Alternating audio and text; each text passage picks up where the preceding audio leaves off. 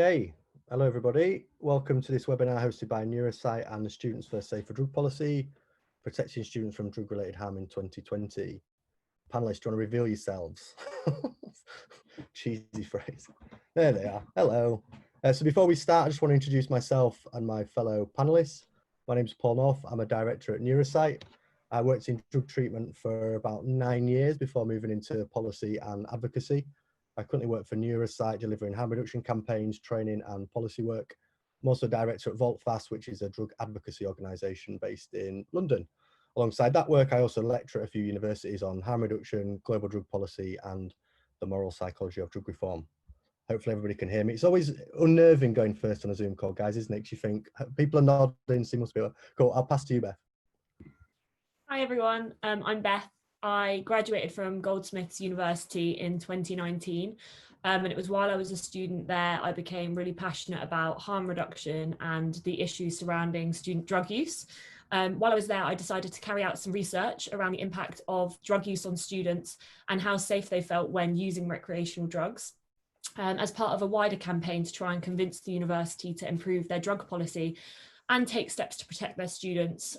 So I'm thrilled to have been working with NeuroSight for the last few months and helping to engage universities on this incredibly important subject. Over to you, Matt. Hi everyone, my name's Matt Paul. I'm actually a recent graduate at the University of Leeds. I was formerly the welfare officer for Leeds University Union from 2018 to 19. Elected a student representative, basically elected on a manifesto that heavily emphasised drug harm reduction and an end to the zero tolerance approach that our university was currently taking. I also helped set up the Leeds chapter of Students for Sensible Drug Policy. But yeah, that's about it, and pass nicely on to Dasha.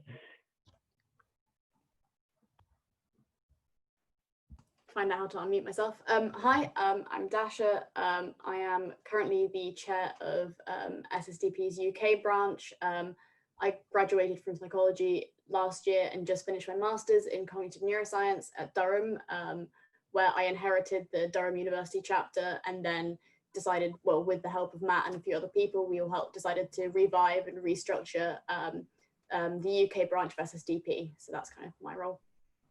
Cheers, Dasha. People someone's asking questions about colleagues getting in. They just need to log into Eventbrite and just click the link, and they can log straight in. If they keep having problems, let me know in the chat, and then when I've finished speaking, I'll sort it out. But me and Beth are up first, so cool. Thank you, Dasha. Thank you, Matt. I'll let you guys disappear for a little bit. No offense, no offense towards how you look. Just want your screen. Some basic housekeeping stuff. We do have a chat function. Make sure you're chatting to the whole group and the panelists. Sometimes when we do these calls, the panelists just get spammed with loads of chat because you're not chatting to everyone. So make sure you're in the all chat function. And then we are doing a Q&A at the end, and there is a Q&A button.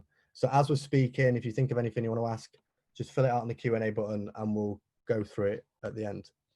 Just to confirm the running order, Beth and I are going to talk first of all about how COVID-19 has impacted on students' drug use. We're then going to talk about the data that we've got that we collected through Drugs and Me and what that shows around students' drug use in 2020. We're then going to hand over to Dasha, who's going to talk about engaging with students through SSDP. And then finally, we're going to go to Matt to talk about a case study at Leeds University. And then we'll do a Q&A and we'll close. Cool. Before I do that, I'll just quickly explain NeuroSight. I'll come back to this at the end, but our mission statement is basically creating insight and reducing harm. And we do that by improving the policies and processes that organisations have in place. We deliver bespoke educational interventions and conduct research to reduce the economic, psychological and physical harm due to drug use. We are the partner organisation, the sister organisation of Drugs and Me, which Beth will just whack in the chat now for us. Do take a look at the website. It's one of the most visited harm reduction websites in the world, which is a bold claim, but it's true. And it's great. It's a really good resource to share with people. Yeah, and that's our partner organisation. This is our model. Again, I'll talk a little bit more about this at the end, but we basically have 3 areas of work. We carry out research, which gives us a better picture of what's going on at an institution, whether it be a university or a school or a private business. We also do education interventions and we do policy work, but I'll come back to that at the end.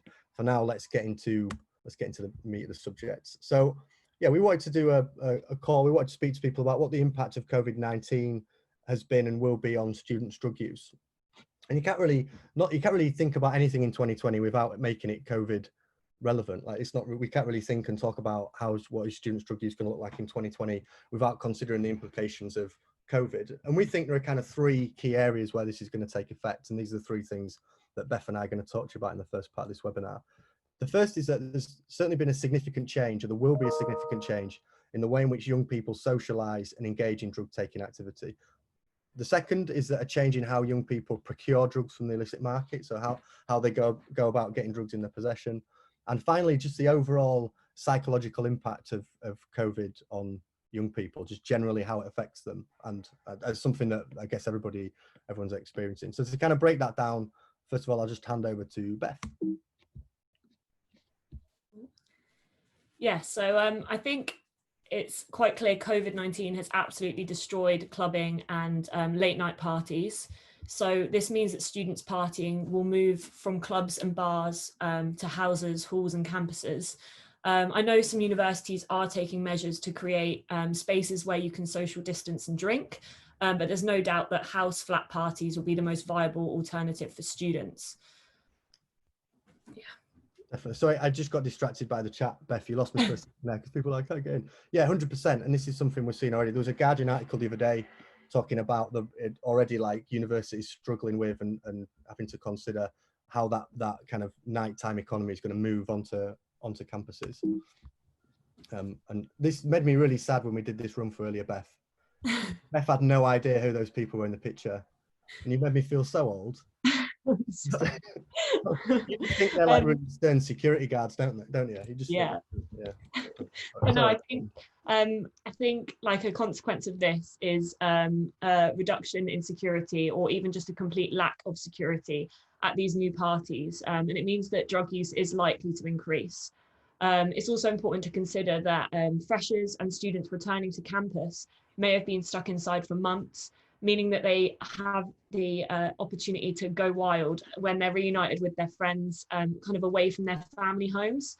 So I think it's really important now more than ever that having drug support and information available for students during the first few months of the academic year is so important. Because it's important to note that if there is good harm reduction knowledge available, it means an increase in frequency doesn't necessarily have to be more problematic. If people know how to dose properly, if they know the kind of risks of what they're doing and how to look after each other and look out for each other in these environments where there may not be security, there might not be the same kind of staff presence who are trained to look out for these things. It doesn't necessarily have to be as dangerous as it may be. So yeah, I think it just depends on kind of the knowledge and the mindset of the people around that are using drugs.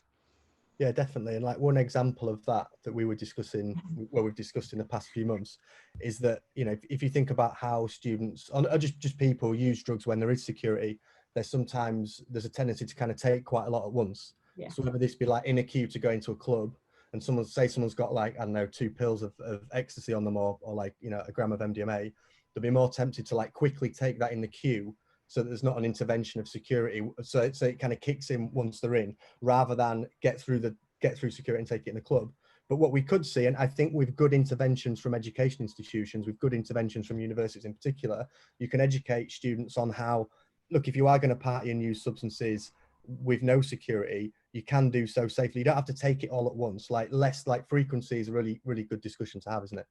Yeah. Okay. This is meaning normalization. So like, I think one thing that's really important to consider is that patterns of drug use are really dependent upon the locality, right? So they vary greatly from place to place. Then it's not fair to say, you know, X amount of students use coke, because it depends what group and where in the country. And a lot of people go to university or they're at school and they don't even realize, or they're just out, just general wider society, they don't even realize people are taking drugs. They don't realize what percentage of that club or that bar is taking coke, MDMA or whatever else. But if you know, at flat parties, it's more common for drugs just to be out in the open because there's less security, right? As Beth's been talking about. So that does 2 things. The first thing is that can create increased discomfort for some people. Because say you've got a party of 30 people, like a flat party of 30 people, and let's say only 2 of them are doing cocaine, or 3, 2 or 3 are doing cocaine, which is obviously a small percentage of the 30 people. But if they're just openly doing it because they don't need to hide it and it's just out on the table, then that can create discomfort for other people that go, what is that? I didn't realize it's a thing. And in time, and for others straight away, that can create normalization of a pattern of behavior. And again, that increases the need for universities to start having a conversation, because I think it will become more apparent, it'll become more obvious. Students are really used to smelling weed, like everybody's smelt weed. It would be bizarre, well, not bizarre, but it would be unusual for someone to be like, I smell this thing, I don't know what it is. Like most people recognize that smell, but seeing Class A's around is certainly less of a thing, right, Beth? That's definitely less of a, unless you're kind of into it and you're kind of spotting the signs or whatever. So normalization, definitely a thing. And I think that brings up the point that it's really important for universities to consider the implications of that, because I think historically, and it's not something universities encourage, it's not something universities are particularly happy about, but cannabis is used on campus fairly frequently. But now with that change and that nighttime activity, that nighttime economy sort of thing, moving onto campus, the reality of that is there'll be more Class A's used on site. And I think that prompts a really important discussion for universities to think about what are the implications of that and recognize it. So that's the first thing. So just to recap, that's the first kind of impact of COVID, that kind of movement of where students are using drugs from nighttime economy into kind of onto campus. And this is the second one about procurement. So I'll pass over to Beth. Yeah, for sure. So as you can see here, the number of people procuring drugs in England on the dark web has actually doubled since 2014, with 28.6% of drug users now choosing online crypto markets rather than traditional drug dealers. So the dark web is the part of the internet which cannot be accessed by normal search engines and browsers. And the crypto market is a marketplace on the dark web where people can buy and sell products, often highly illegal products.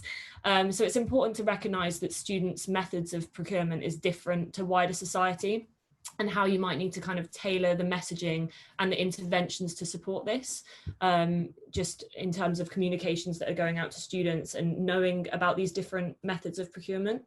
Definitely.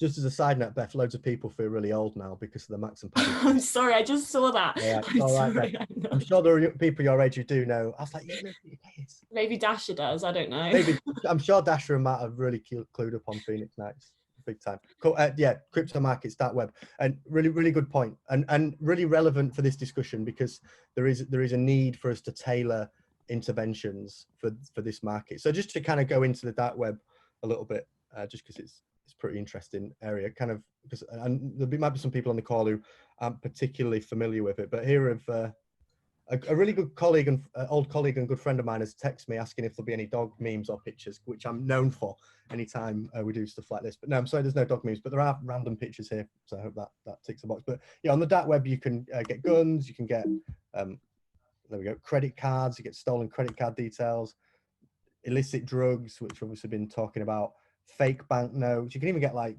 Netflix accounts or Amazon accounts, basically logins from people, like other people's logins, so you can just access their accounts for free, which is kind of yeah, there's a lot. And it's a good question to ask, is like, why are students using the dark web? Why would there be more students using the dark web than wider society? Well, I think there are three reasons that are really important to look at.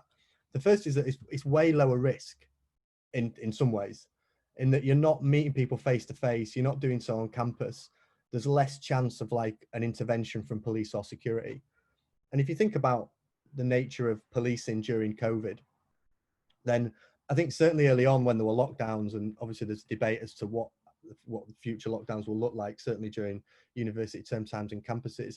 But when the lockdown was on, there were a lot of people that there weren't many people around. So like wandering around, getting into cars or meeting people just looked dodgier because there were less people out. So I think, for generally speaking, for everybody that uses the dark web, there is certainly an interest in the risk being reduced. And again, we haven't really got time to go into the detail of how the drugs are procured and how they turn up, but essentially, if you buy something on the dark web, it turns up in the mail, it turns up in the post. And the second thing is an increased purity of the product. So, and again, and I appreciate this is really brief, this is kind of as much time as we've got, but the purity of the product is much stronger on the dark web. And the reason for that is, well, there are multiple reasons for that, but the main one is that it is not in the interest of people selling the drugs on the dark web for the products to not be good. because think of crypto markets a bit like eBay. So if someone's selling MDMA on the crypto market, people will be only buying from trusted reviewers where people have said, oh, you know, I got this product, I tested it, it was this strong and blah, blah, blah, and this is what I thought of it. So basically it's a bit like eBay. So, you know, if you were buying say you were buying a new TV or whatever, you're not going to go on eBay and get one from like the worst possible company who've like, this person's a scam, you know, there's nothing in the box, blah, blah, blah. You're going to try and find somewhere where it's, yeah, it's a really good TV, it worked, it's great, the definition is really good. The same thing happens on crypto markets. People look for the better quality product, and therefore that means that it means the market is stronger, higher purity. That's more of a problem than you think, because it's higher strength drugs that have become more of a problem with our drug related deaths. People get that wrong around and think that you know, oh, drugs that aren't very strong, I've got loads of stuff mixed in, that's why people must be overdosing and dying. It's not. It's higher purity products are far more dangerous. The third thing that's really relevant to students is the practicality of moving to a new area. Students don't know who to speak to or where to go. Like if you think of a fresher that's just started at a university, sorry, Fly's just joining us for the call, then you don't have any numbers, you don't know who to speak to, you don't know where to go. Whereas if you've got the dark web, well, it's fine, you just get it ordered to your accommodation. So there's a huge element of like practicality, which is very relevant to students. I think as well, just quickly, Harriet's put a really good point in about students relying on the dark web for drugs that may be harder to find, whereas they might rely on like local dealers for kind of kett, coke, ecstasy, that kind of thing. But things more like psychedelics that are harder to access on the street, they may reach the dark web more. So it's just good to be aware of it as a source of procurement. Yeah. That's a great point, particularly with psychedelics. And I think as the data that we're going to show you guys, there's a worrying trend around benzodiazepines and depressant drugs, which you can get from dealers, but typically it's not their main stock, which is relevant. So if you want to learn more about this, I think the dark web is something we could talk about forever and ever and ever and ever and ever. But we are doing some training on it on the 14th at 10:30, and you can get tickets in the chat. You can see Beth's eyes darting around the screen. She's going to get the link and whack it in the chat box for you guys to check out. The other thing that we're going to send as part of an information pack at the end of this, you'll need to opt in because of the whole GDPR stuff. But again, we'll share that link. We'll send all the slides and everything else, but we're going to send a link to a fantastic documentary which was made in collaboration with an excellent drug educator who I think is on the call. Should be. He's got a ticket called Fiona, who runs the DSM Foundation. This documentary basically explores how drugs are sold on social media. It's something we did in partnership with VaultFast. It's really, really good doc. Check it out. And we also wrote a report with VaultFast called DM for Details, which came out last year, which looks in detail at how drugs are sold to young people. So if you want to know more about that transaction, what it looks like, do check out those links. And yeah, there'll be an opportunity at the end for you to opt in to get that. Cool. Okay, this is still me, isn't it, Beth? So I guess this is the third and final point, a really, really important one, is that COVID and just 2020 in general, it's not even just COVID, it's just 2020 as a year, is presenting, you know, not just students, but the wider population with quite specific challenges which have a negative impact on mental health. And specifically for students, you know, I think like it's difficult settling into university anyway. Like that's quite a daunting thing. Beth, you know this more recently than I do. But it's not easy. Like, it's not easy getting into the university life, meeting new people, and like that during all these restrictions and social distancing and stuff. I just think creates a real, quite an intense pressure, particularly on students. And there's a reason why this is really, really relevant.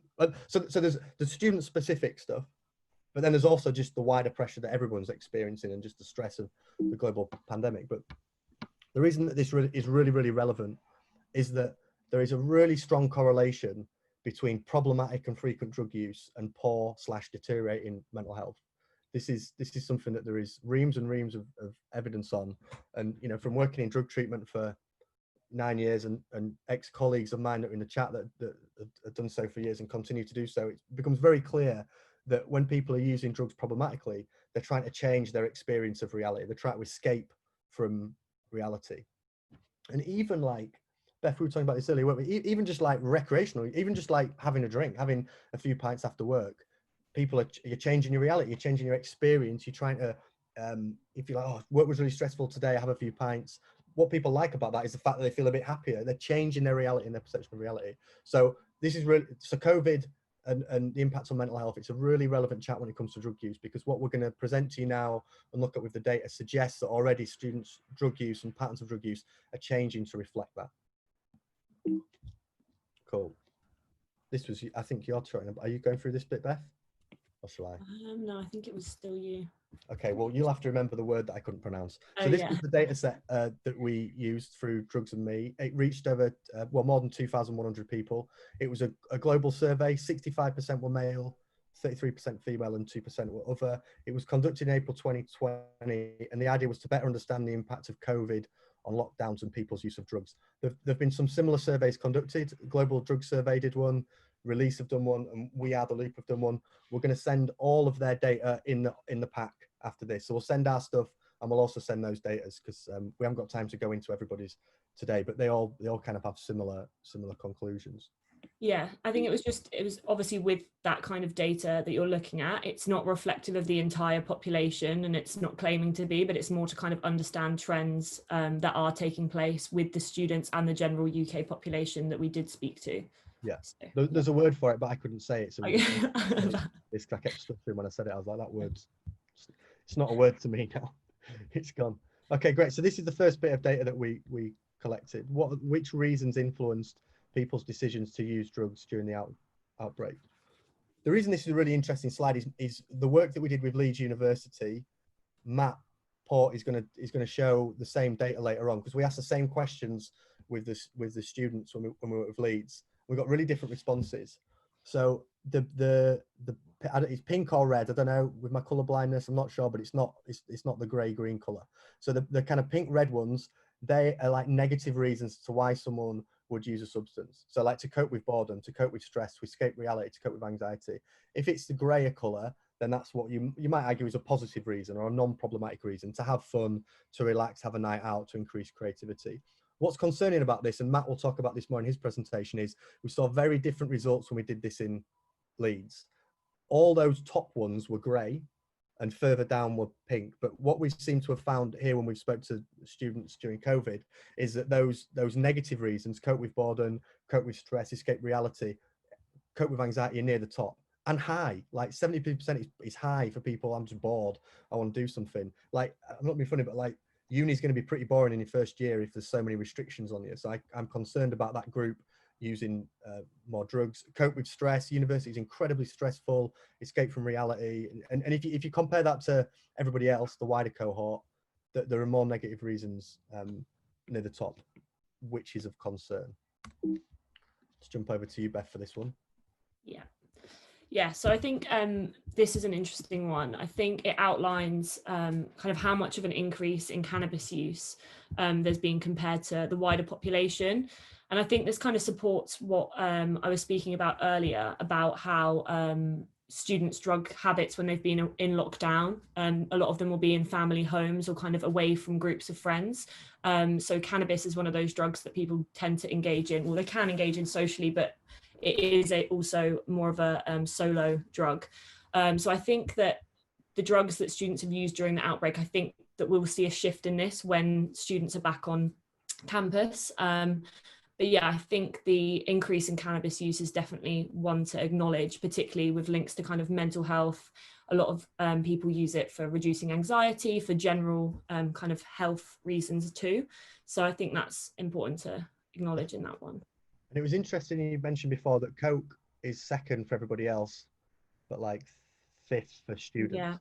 And we were saying that's probably because it's just not the ideal, like being locked down with probably not the ideal like for Coke. Yeah, cocaine, sure. But yeah, certainly some of the. Well, it's different to kind of data sets that have been before about drugs that are normally used by students. It's kind of a very different graph. Yeah, and I would be interested in when students go back to university, how this mixes up and changes a little bit. I don't know about you, Beth, but I would expect Coke to go up. Yeah, for sure. I'd expect that to be higher. I think Dash has just made a very good point as well in the chat about kind of financial issues as well. I think cocaine is obviously an expensive drug, and I think where students have been a lot without work, it's a lot for the general population as well. Money's tight for a lot of people, so yeah, priced out of Coke, especially waiting for student finance to drop. Yeah, definitely. Okay, how has drug use changed during COVID? What's really concerning here, it's not just my colour blindness, although Ivan's done an incredible job of making his colourblind friendly, so cheers Ivan, really appreciate that. But the benzodiazepine use, it's gone up way higher than I would have expected to do. So 25% of students that are taking benzo saying that their use of them greatly increased, 20% increased. That's a real concern. And I think that, just to kind of rewind a little bit what we were saying previously, what you tend to see when people are particularly stressed, when people are managing their mental health through drug use, is that they'll use depressant drugs, and drugs that kind of just help them push aside worries and fears and negative experiences and get through something. It's less common for people to use like stimulant drugs for anger. It's not, it can happen. Cool. It Do does you just happen. want to explain what benzos Yeah. are? Yeah, sure. So benzodiazepine family of drugs include drugs like Valium. So they're basically a tablet that you would take. Prescription drugs, many people will be prescribed benzodiazepines legally by a doctor, but there is a really large market for illicit benzodiazepine use. One that's trending a lot among students at the moment is Xanax. So it's kind of come over from the States a little bit as this trend, but Xanax is a drug. It's like an anti-anxiety drug. It's really strong, really strong. And a lot of overdoses that occur in the UK when stimulants are involved is when people have taken a lot of stimulants and then a benzodiazepine like Xanax, and it's kind of the stimulant puts loads of pressure on the heart, and then the benzodiazepines just drop the heart rate so quickly. It puts so much pressure on the heart, it causes a heart attack. But because that has become quite a common theme, and Xanax has now become a drug which lots of dealers stock, so lots of dealers will stock Xanax alongside drugs like cocaine, MDMA, cannabis. So it's kind of entered that market. It means that there's students, and not just students, people have realized that they can use the benzodiazepines outside of that relationship with like a stimulant drug. So it concerns me greatly that that's something students are talking about, because, and the reason for that is like most people don't even know alcohol is physically addictive, and most people drink. So whenever I do training, I'll say to people, what's more withdrawals more problematic, heroin or alcohol? And everyone will go, heroin. And you're like, no, it's alcohol. Alcohol, you can die from the physical withdrawal, and you can from benzodiazepines as well. Benzodiazepine withdrawal is really bad. It's not fun. You get physically addictive. The withdrawal is really dangerous, and it's a withdrawal you can die from. So it worries me that there is a cohort of students using that drug without knowing. And this before we move on to the next slide, this also reflects what we're saying about cocaine. So a lot of 30% of students greatly decrease in their use of cocaine, which was 9% compared to 9% of the wide population, which kind of fits with that.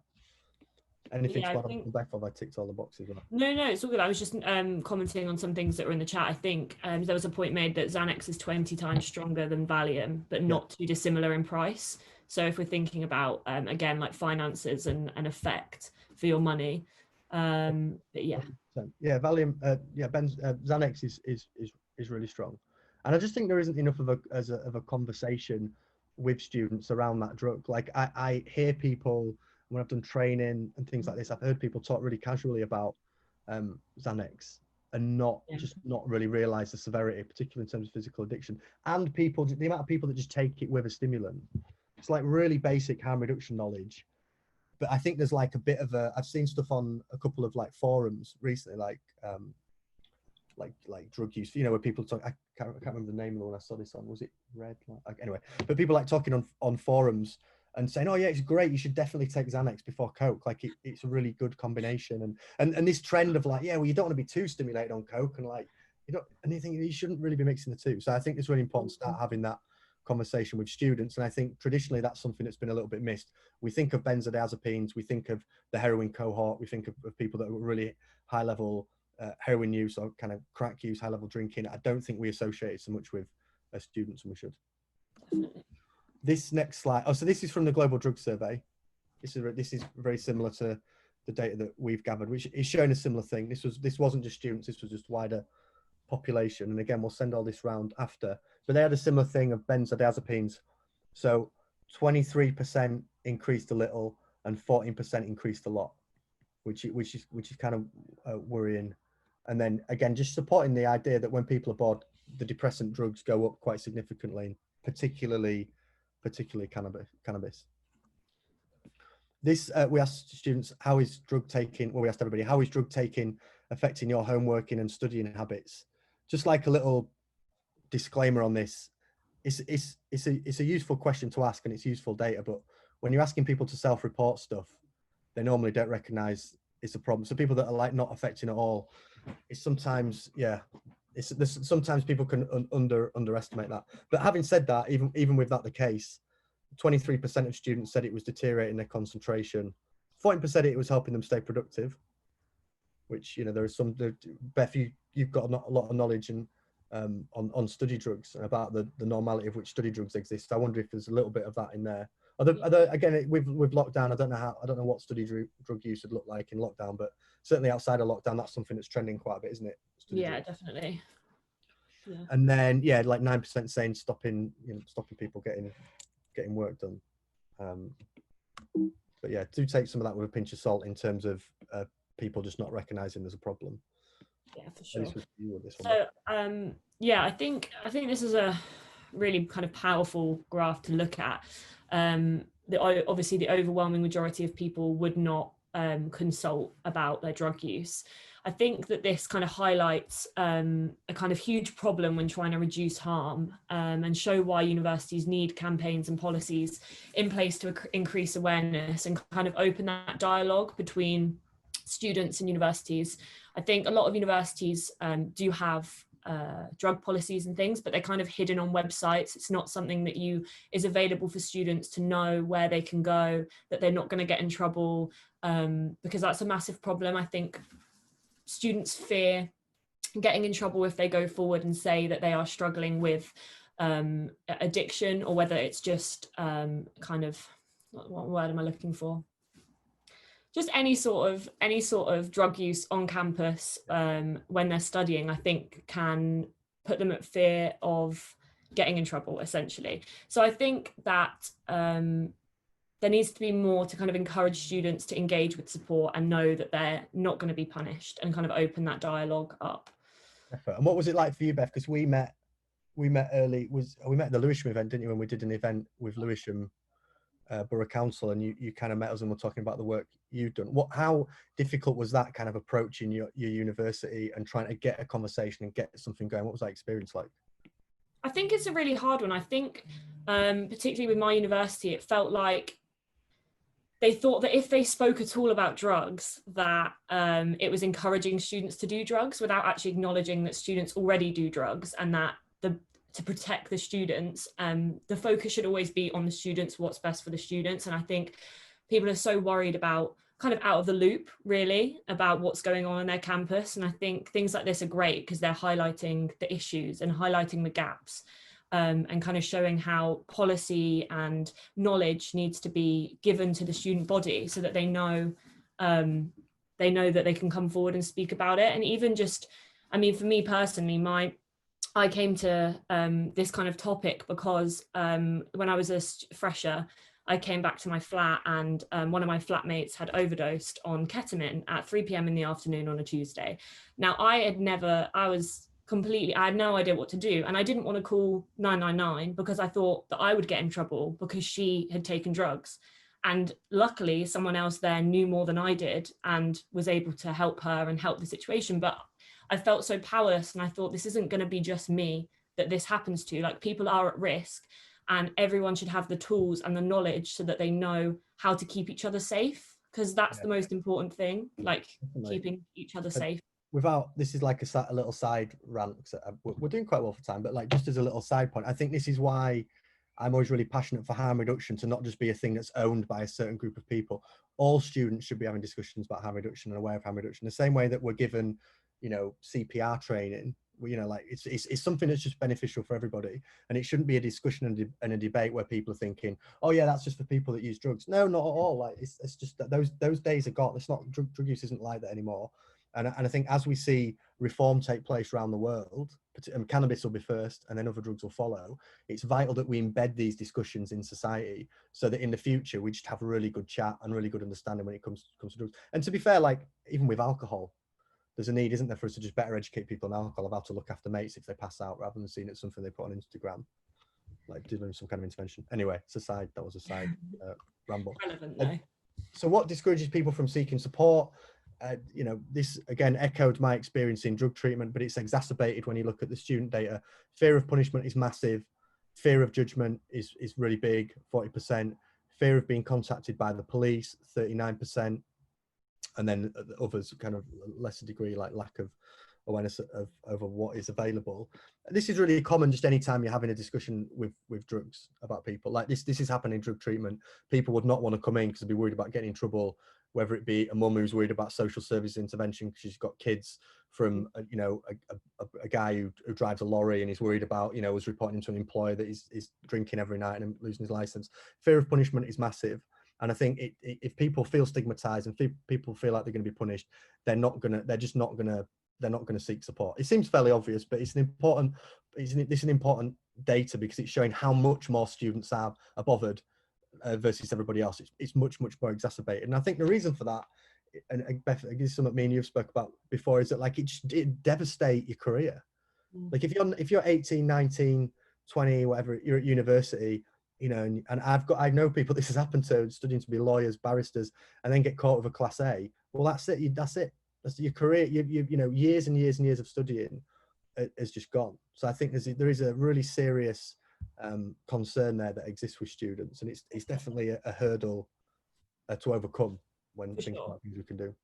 I think, like, touching on, I know there's some chat going on in the chat bar. Go figure. In the chat.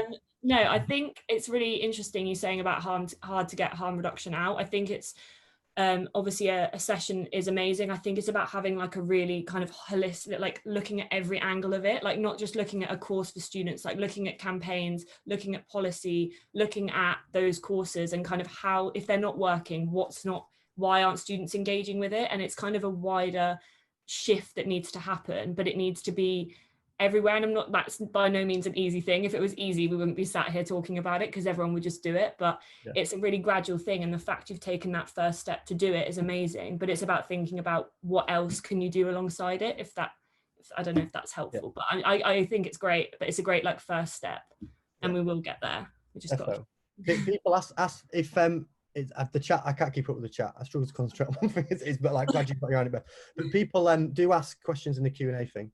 So we've got one come in, but I know there's a lot of, so if it's a question, we might have lost it by now. So if you've asked something and it's not been answered, just whack it in the Q&A for us and we can definitely get to it at the end.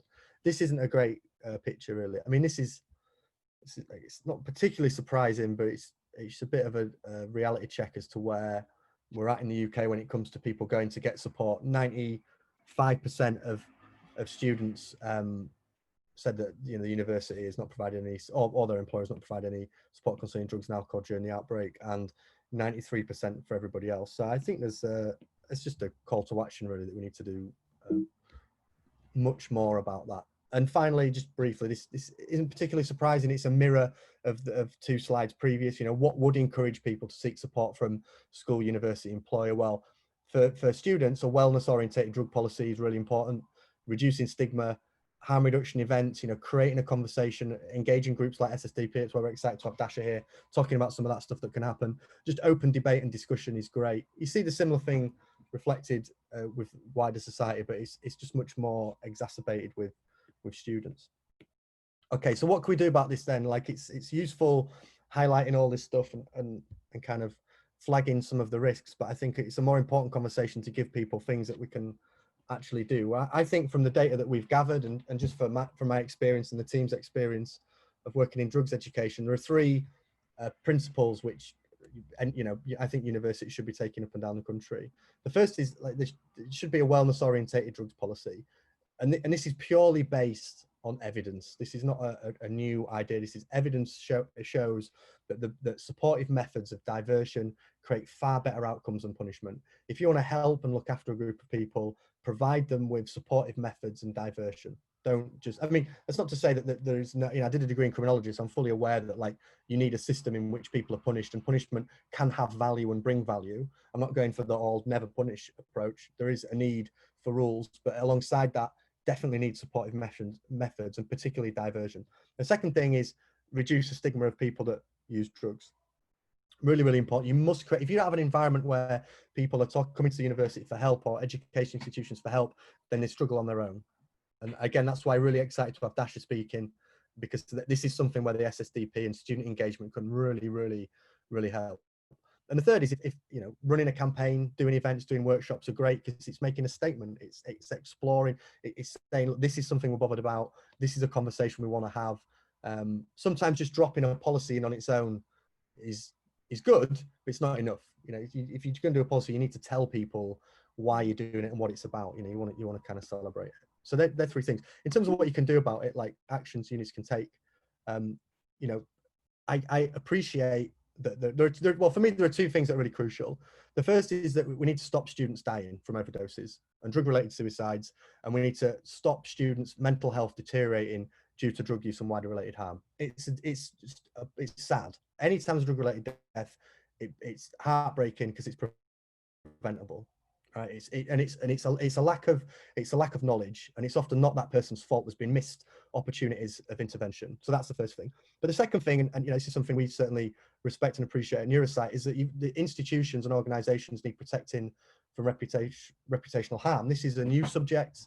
You know, it is controversial for a lot of places to start having these chats, and they need to respect that, and need to protect the institution. But it's for that reason that I think. And now is the time. I see this, you know, I see this as the start of something really big, lots of momentum gathering around organisations like ours, that now is the time for universities to start engaging professional organisations. Tracy's in the chat. Tracy's around. I'm sure she'll be saying hi in the chat. The Students Organising for Sustainability are running a fantastic programme, Drug and Alcohol Impact Programme. I know there was there might be some changes to the name, but it's along a similar vein of the Alcohol Impact Programme, which was really, really successful. Beth will put the link after we finish. Beth will put the link to the website in so you guys can all see it. I'm sure Tracy might beat us to it, but we'll send this round as part of the information pack. Do speak to them. They're doing a great program. And similarly, like, you know, we'd love to have a conversation with organisations that are interested in doing more on this area. We carry out research, we do surveys, we do reports, we do interviews. We also do the kind of frontline talks, workshops, training, campaigns, and we also do professional training as well. We do lots of professional training, which I think Beth, you've already shared a link into the stuff we're doing in a few weeks. And we also do like policy analysis, so we can help people write drug policies, we can review existing policies, and we're also working with the police to design an intervention program, which we're going to hope to roll out across universities. So instead of students being punished, I just realised the sun is like absolutely beaming off my screen. It's not a filter or anything, guys. It's actually the sun, not like just some fancy thing.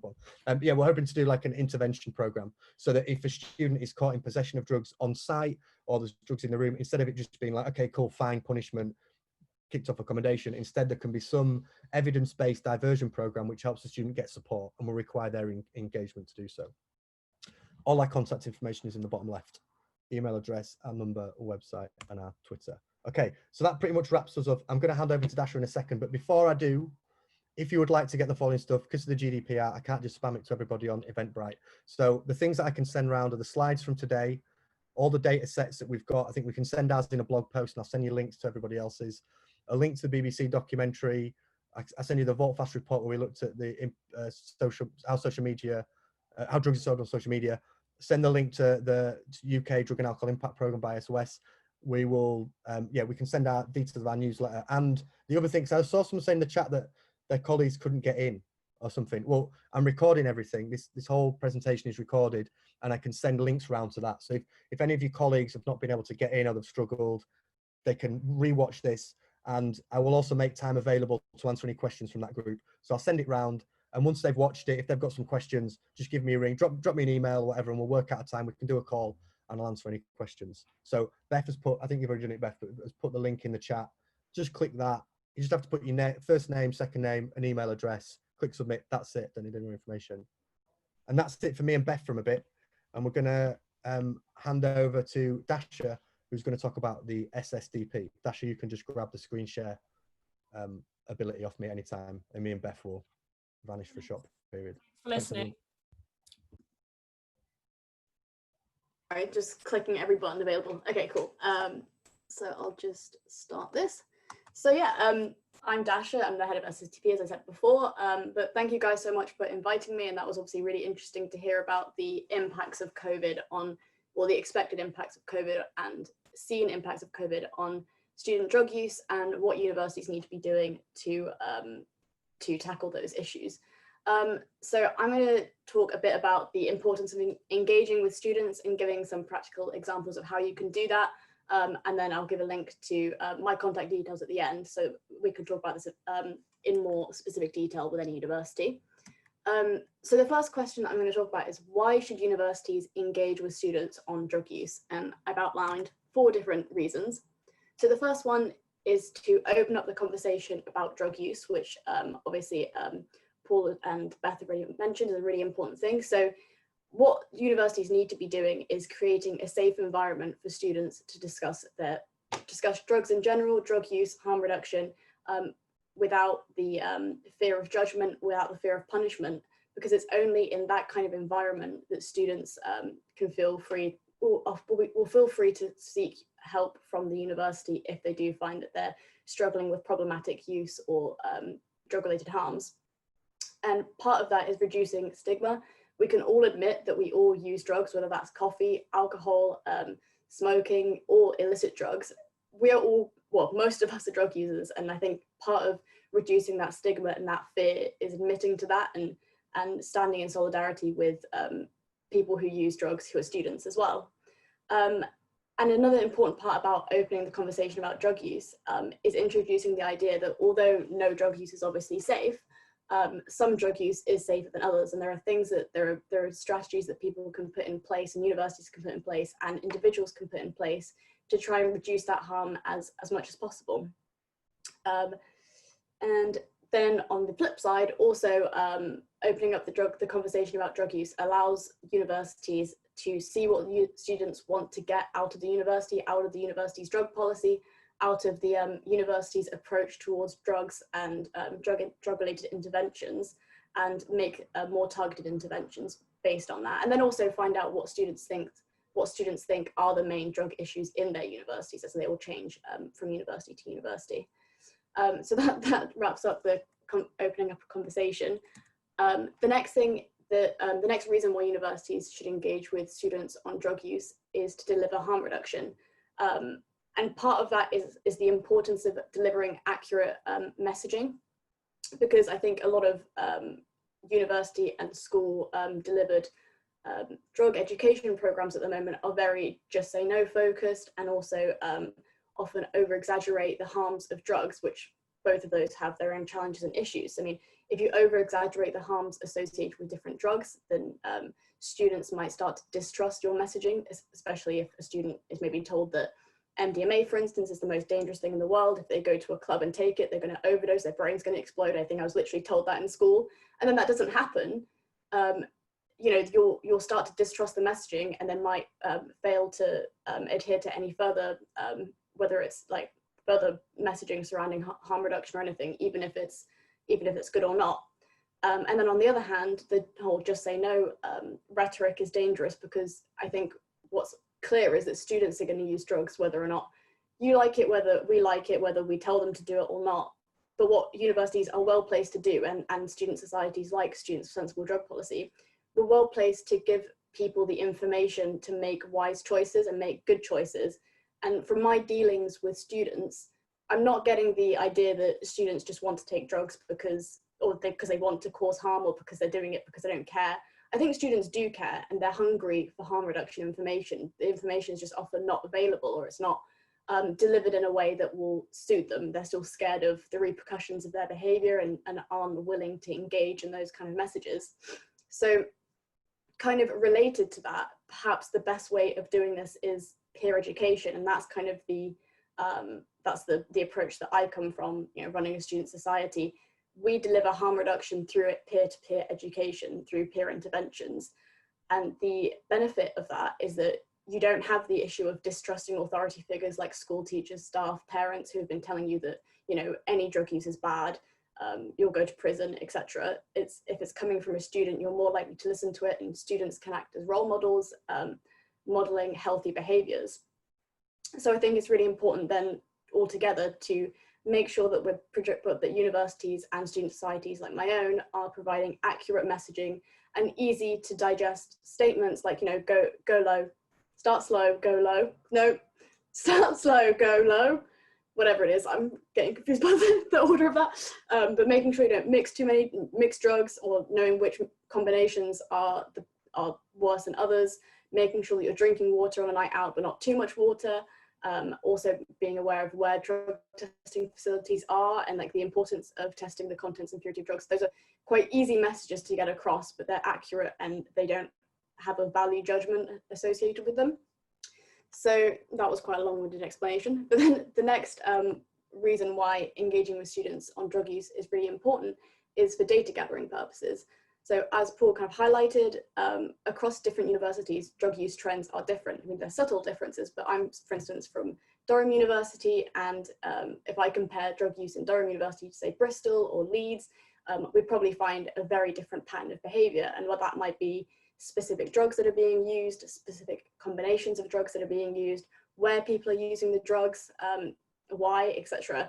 So if we can engage students in that conversation and find out all of these reasons, then you know, we can provide more targeted messaging to students and therefore more effective in harm reduction and drug education interventions. I think there's a lot of messages in the chat, but I can't see because I'm kind of on a roll. But I can come, if you put them in the Q&A, I'll make sure to come to any questions in the Q&A section. So then the final point for why we think that students, universities should engage students on drug use is because universities have a duty of care. I mean, students are paying for a service when they come to university. I mean, often they're living on university campus, they're living in the university's care. I think universities have a duty of responsibility to students to keep them safe. Whether or not you agree with their behavior, they're doing it in your area, and it's your point of responsibility. And I think now with COVID, and I know COVID's been said to death, but because of COVID, that issue is almost more important now, because a lot of that drug use is moving onto campuses. It will be house parties, flat parties, it will be, or even in, in university accommodation. Drug use is now going to be on universities' doorsteps. It's not really something that's going to be hidden in regulated venues anymore. So those are the four main reasons why I think universities should engage students on drug use. And that kind of brings us nicely onto who are SSDP, who am I, why is my opinion important? But SSDP stands for Students for Sensible Drug Policy.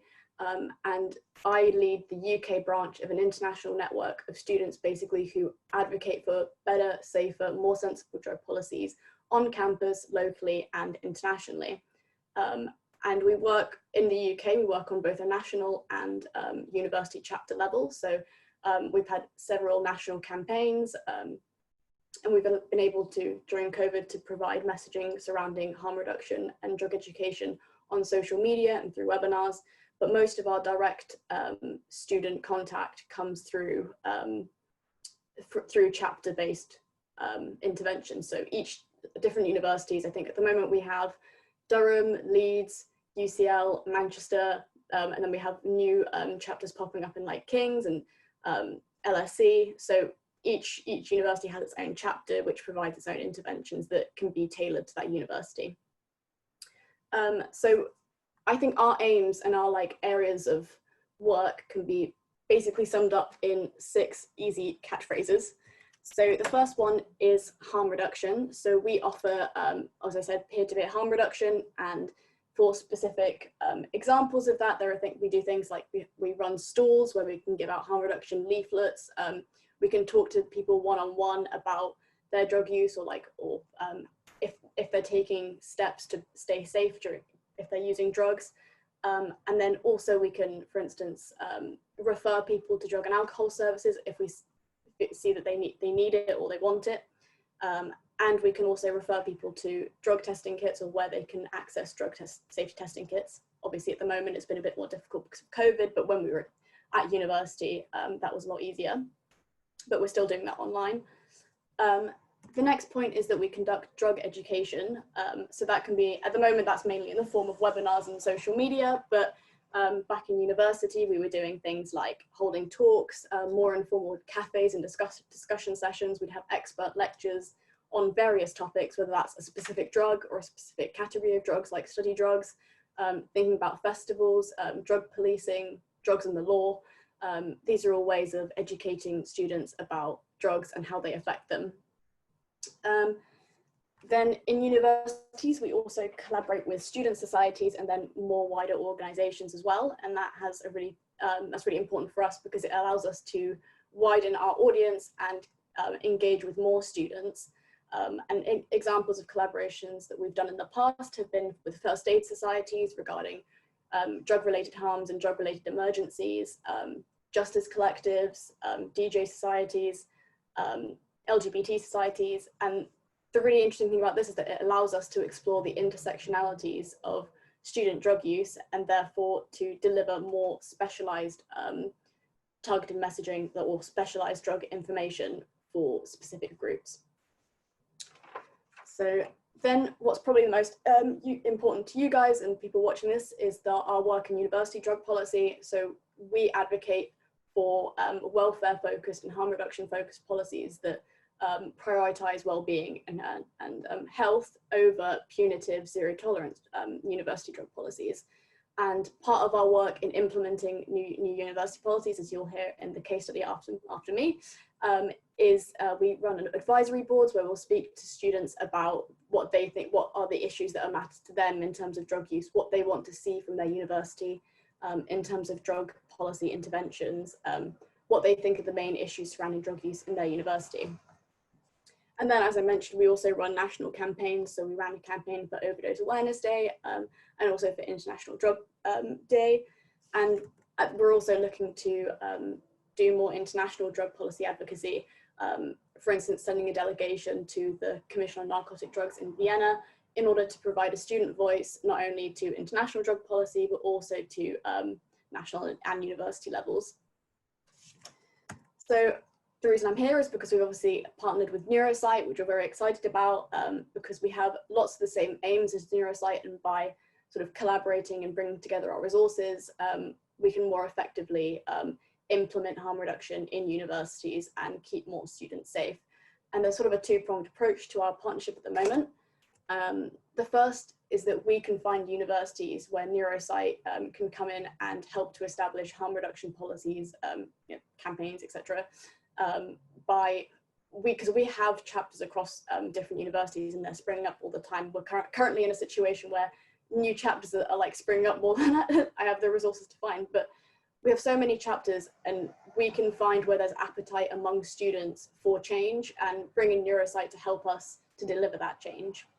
And then on the other hand, they help us to establish chapters at new universities where we might not already have a chapter. So say if a university that doesn't have an SSDP chapter shows interest in developing harm reduction approaches and implementing a new drug policy change, they can help us to set up a new chapter there to engage students as much as possible, to make sure that it's not just an external organization coming in and implementing change. It's got to be student focused and student led at the very heart of it. So the last point is, how can universities engage with SSDP in our work? And the main point is that what we're here to do is bridge the gap between the university and students. And that can be things like helping students to be engaged in policy drafting, data collection, auditing, peer education. We can give them resources to run campaigns. So the kinds of campaigns we've run in the past have been things like drug testing campaigns, welfare campaigns, and also harm reduction initiatives. We have a wealth of resources. Oh, my window's just closed. We have a wealth of resources at our disposal, and we have a lot of strong expertise in terms of working with students to find out what matters to them and what they need from universities. So that's where we think we can be of help to universities. So what I've done is I've put my contact details here, so you can either email me personally, which is Dasha, or Info UK will just take you to the UK inbox, or you can message us on Facebook or Twitter, and I'm really happy to set up a call with anyone from any university who's interested, or even any students who might be watching this and want to start a chapter or get involved. And I'm happy to take any questions, as I said before, during the Q&A section. But I'll pass on to Paul. But yeah, thank you so much for having me. Cheers, Dasha. That was brilliant. Fantastic work, as always, at the SSDP, and always really good to find out what you guys are up to. Really excited about the future and what you guys have got planned. Matt, you feel free to jump in, screen share, and begin your presentation.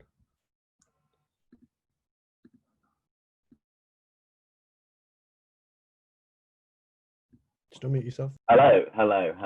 Sorry. Trying to figure out the mute situation, which never seems difficult until you're suddenly having to do it. Now I've entirely lost.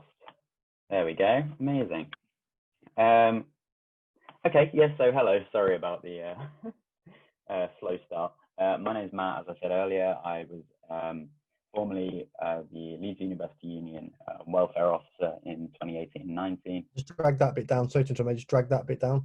Oh, amazing. Oh, yeah. Just practicing SQL translation. Oh, that's fine. Or maybe, yeah, maybe do it different. Maybe just do it as just start the presentation on your end in Google Slides. Oh, okay. What's going on?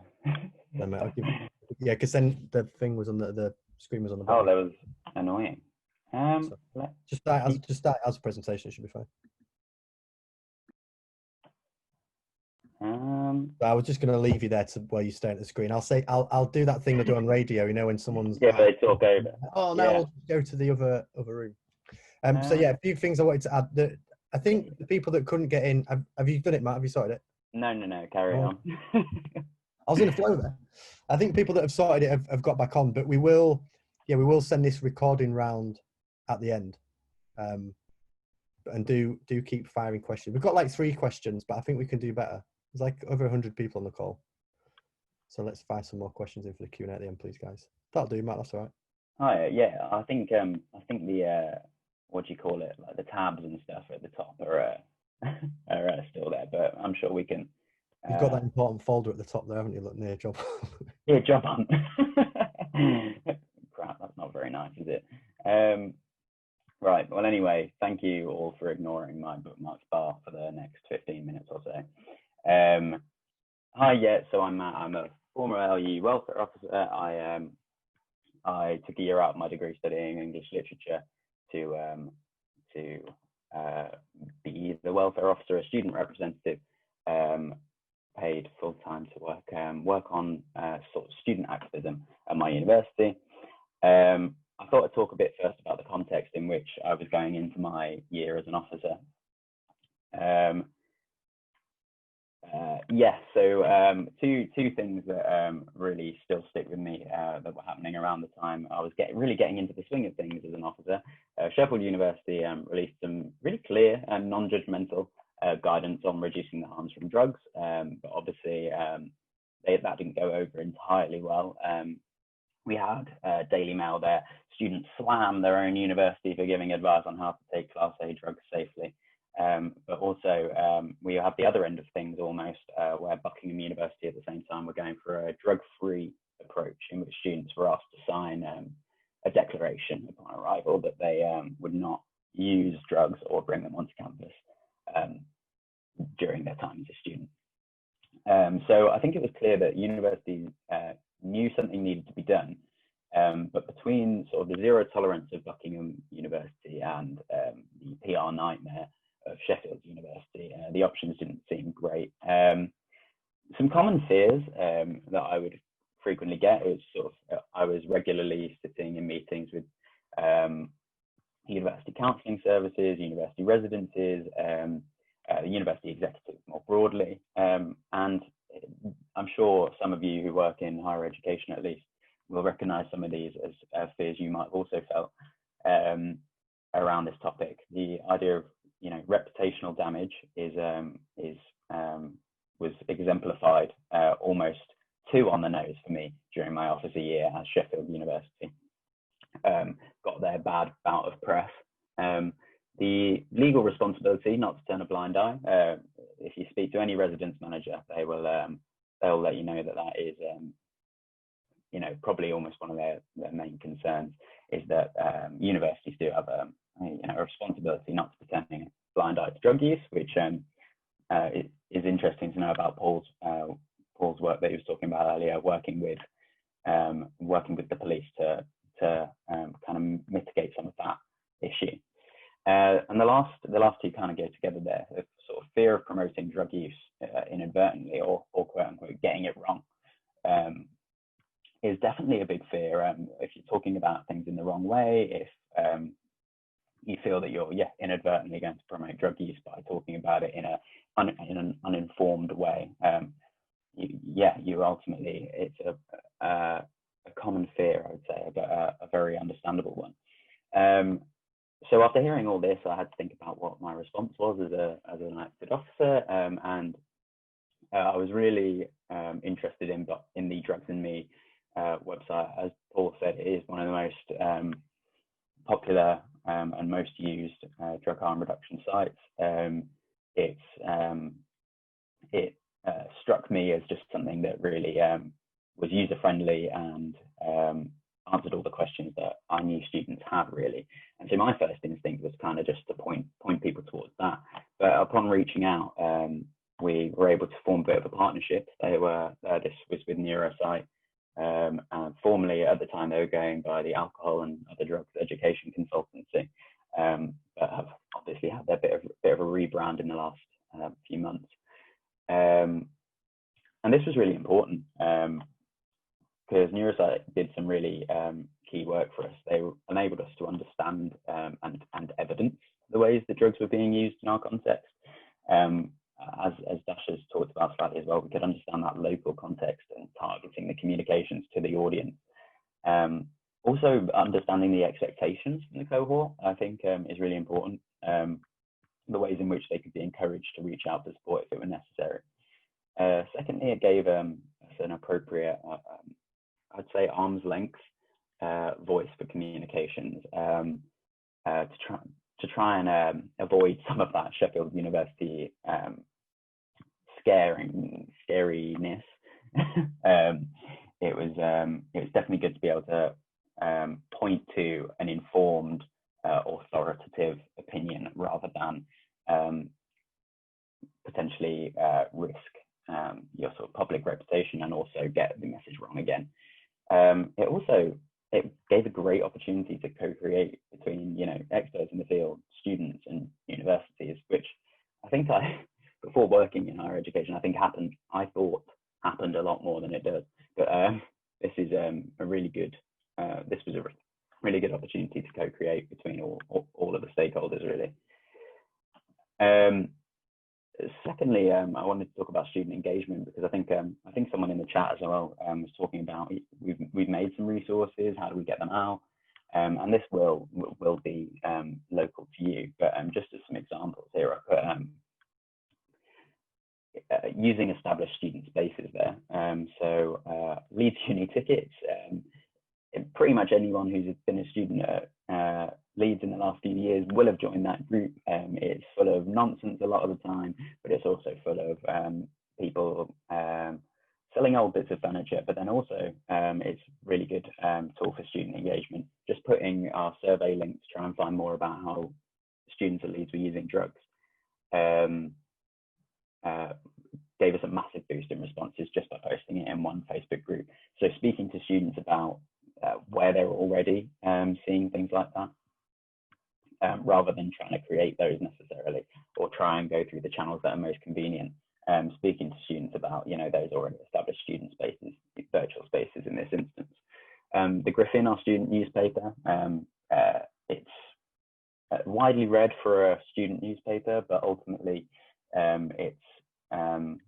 its reach is limited. But some of the articles that we wrote alongside the editor of the student newspaper have been some of the most popular in the last few years by far, just because they are engaging with the topic. I think that students were waiting to see and have grown to expect more and more.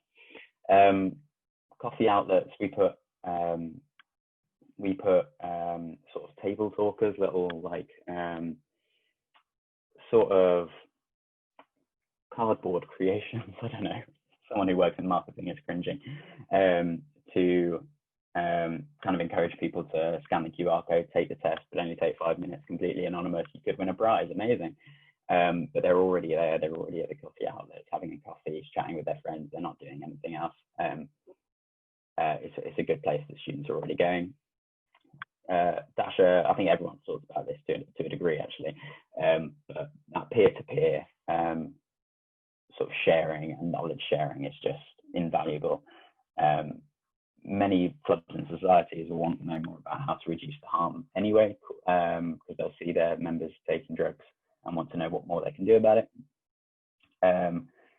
And lastly, and this one's maybe just if you work in an SU, this means it is of interest to you, but submitting ideas through any policy making forums that you might have at your university just creates an obligation to from your SU and your university to create a bit of buzz about that, because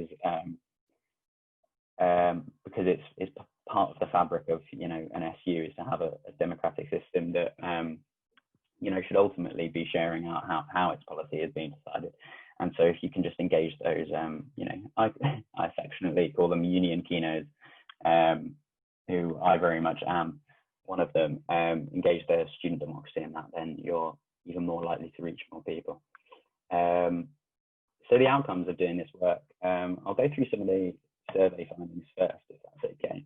And this doesn't actually, some of this won't be that surprising considering some of the data we've seen earlier, but I thought it was interesting to know that 83% of respondents, so most respondents there, thought that the university should be taking an active approach towards alcohol and drugs that is focused on harm reduction. So it's actually that they are looking for the university to fill that gap that is not being filled elsewhere on drug harm reduction knowledge.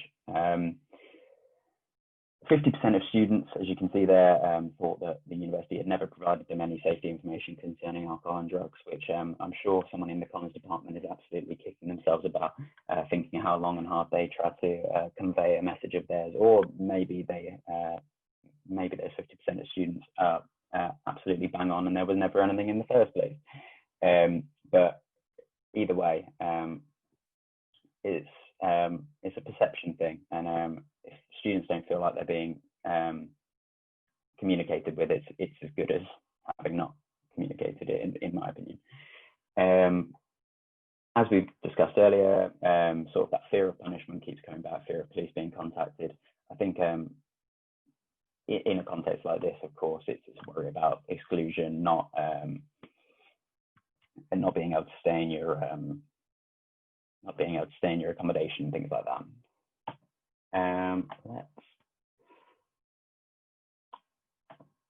Oh yeah, sorry, I went past a slide. So of those students who wouldn't access support, they said that non-judgmental and accessible harm reduction events and wellness-oriented drug policy would encourage them to seek support. So I think that's showing an element there that there are things that you can do that will overcome some of the barriers that students face to getting support for their drug use. You just need to be asking what your students want. 67.6% of students want their university to provide non-judgmental advice. So over half want their university to be the voice where they can trust that the information that they're pointing them to is non-judgmental and it's correct, really.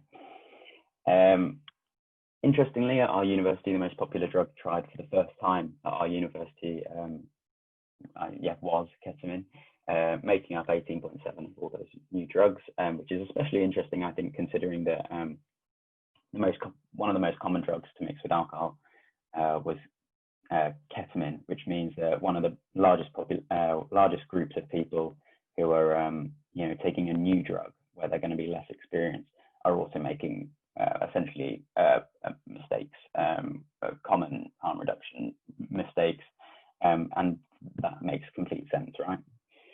But it also shows that a lot more, even those who have been doing ketamine fairly regularly, are still mixing it with alcohol, which we know can be especially dangerous.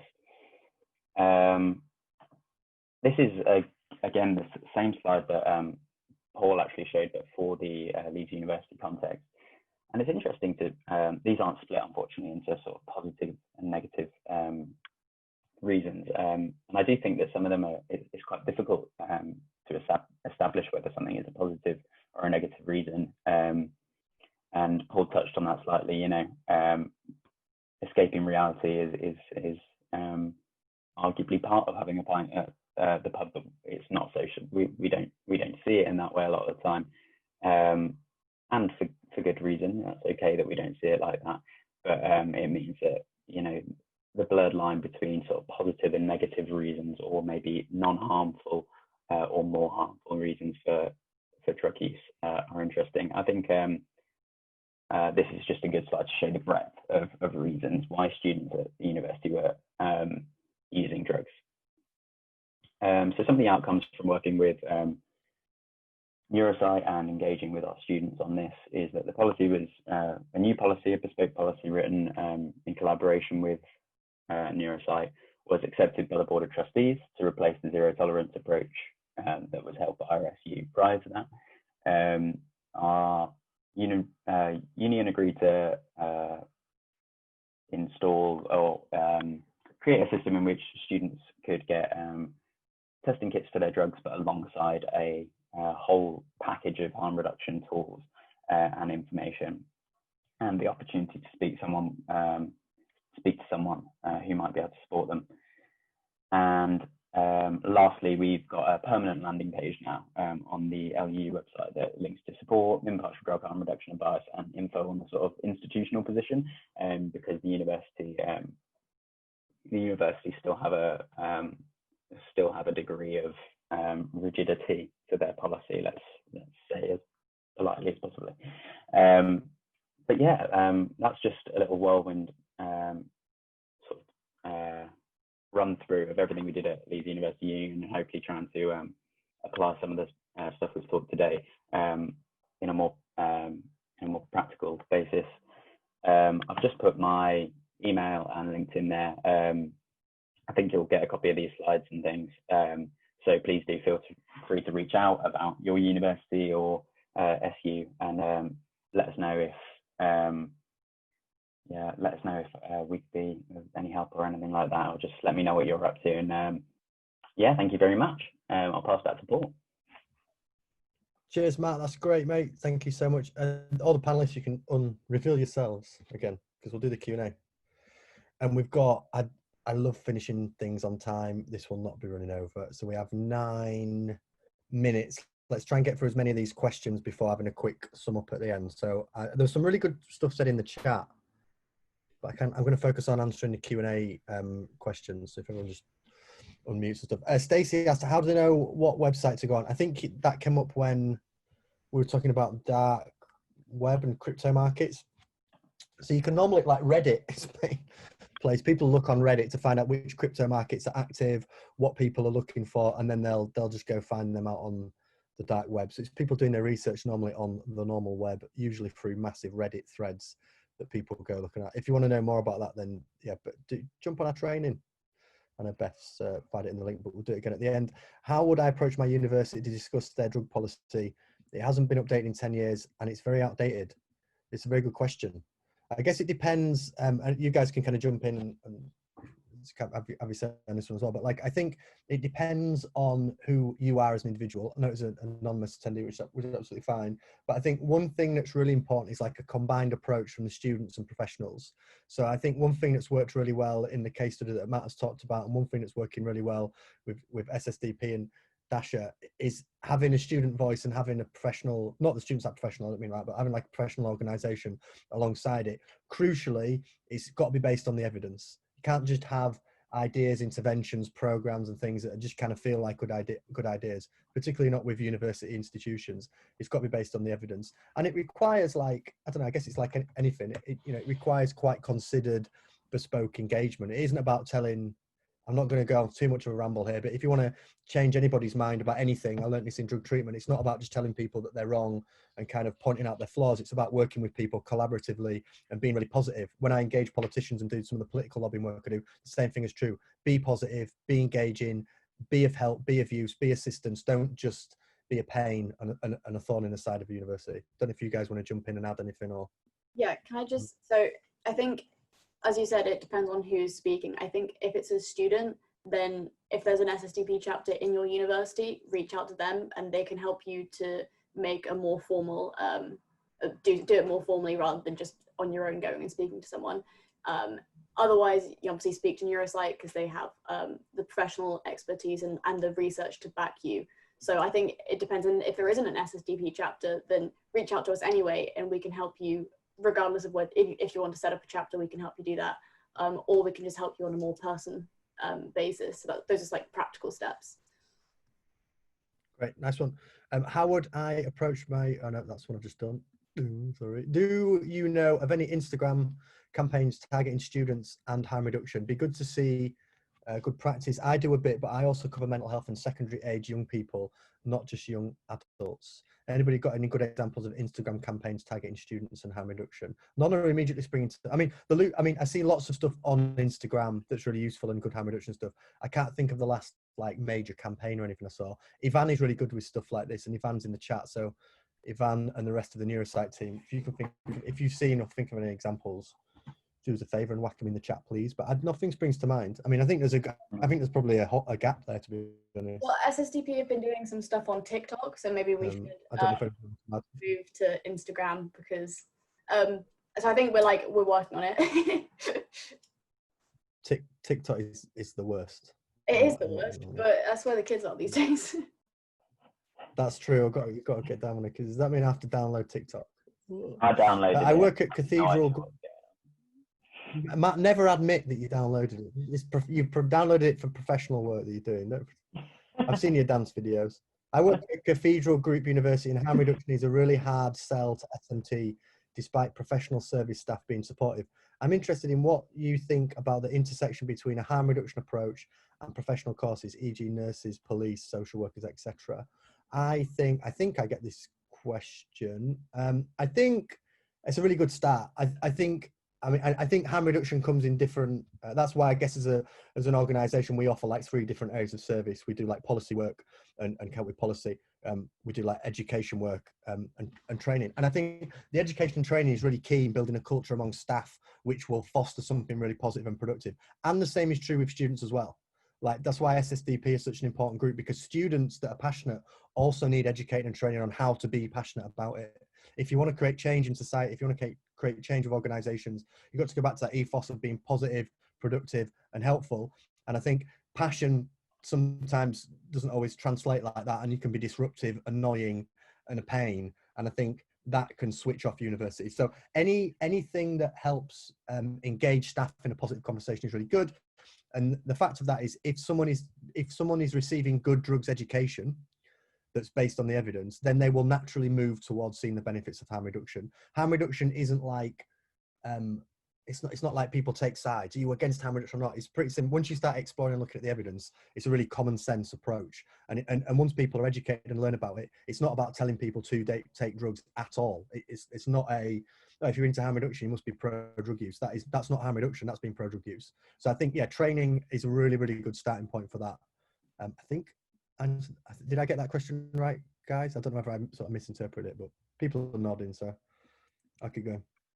How can you respond to the argument that providing harm, this is a great question. How can you respond to the argument that providing harm reduction advice will lead to increased drug use? When I mentioned the idea of providing drug testing kits to uni students, I was told this would make people want to take drugs even more, as harm reduction advice would make students perceive drugs as being safe. Superb question. The answer to this is, we probably haven't got in 3 minutes time, but I'll do my best with this in like 30 seconds. If anyone can add anything, go for it. But it's quite nuanced. The fact is, I think it is, it's not being totally honest to say that telling loads of people about drugs and how to take them won't create an increase in drug use. We can't say that. What we know is that harm reduction advice reduces the harm and significantly reduces the chance of students or anybody having drug overdoses and experiencing serious harm. The reality is harm reduction advice tends to lead people to take less. So the way I think about this question is the same way I think about this when people talk about, I don't know, things like legalization of cannabis. Right now, you have a smallish number of students in universities using drugs very, very problematically. They don't know what they're doing. The chance of death is significant. The chance of harm is high. Like it's very acute and concentrated. And if with harm reduction campaigns, okay, you might get a few more people partaking in that activity. Certainly nothing that would alarm any institution or organization, but you might get a few more people doing it. But what you do is you reduce the overall harm so much that it is a much more sensible option. Okay, this is like why a legal alcohol market is more sensible than illegal alcohol market. If you push it all underground, and put it in, you know, like stop people talking about it, then people tend to, you know, behave pretty badly and not be able to manage a safe relationship. But when you deliver interventions that say, you know, this is how you do it safely, the overall harm reduces quite significantly. But typically speaking, the evidence suggests that harm reduction campaigns, and talking about harm reduction, does not create spikes in use. It doesn't suddenly create new drug users out of nowhere. It certainly puts it on the radar for people, and it can, you know, it can create more of a conversation. But it significantly reduces the overall harm, which should be the main message to unis. I didn't answer that succinctly at all, guys, but people are nodding, so I'll just carry on going through these because we've got. Just add one thing as well. So Loop, who offer obviously harm reduction interventions when they provide drug testing, have found that when they give that information, people are less likely to use those drugs. So I think that's a very good example of how it doesn't necessarily have to increase drug use. But I think how you phrase it as well. Yeah, I think that's what I was going to say, like how you phrase it, because I think if you go to like your institution and you just say, oh, we should get drug testing kits, I think it needs to, like you said, go along with all the other elements that we've been talking about and all those kind of policy changes, wider campaigns. And I think if you did those to begin with and then led to actually this is shown now why we should get drug testing kits, rather than going straight in for that, because that makes red flags go up in people's minds that don't understand this. So kind of start and gradually build up to that, I would say. That would be my... I think we're going to go time. Oh, sorry. We've hit the time, and Beth, I know you need to go on 5:30. So there are a few questions, but I'm not going to do these questions. I'm going to keep the questions. I'm going to answer them, and then I'm going to send them as part of the pack. So I don't want there's some really good questions being asked. I don't want to leave them unanswered. So I'm going to take a copy of everything that people have asked. There's about 4 or 5 questions that have not been answered. I'll type them up. I will write them in the pack. Beth, just chuck the link one more time in the chat for people to opt in to all the info and stuff because of the GDPR thing.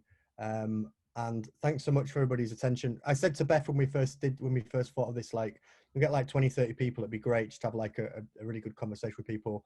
I think we sold 188 tickets and we had over 100 people rock up for the event, right? So that's really appreciate all the effort that you guys on the panel with me have put in, and big thank you to the team at NeuroSight that are all on the chat and have helped out behind the scenes. Thanks everybody for your attention throughout and the great questions. Let's keep this discussion, let's keep this debate going. The harm reduction movement is gathering lots of pace, and professional organisations around this are really gathering up speed and momentum. So do get in touch with NeuroSight, get in touch with SSDP, and let's keep trying to reduce drug-related deaths across the student population.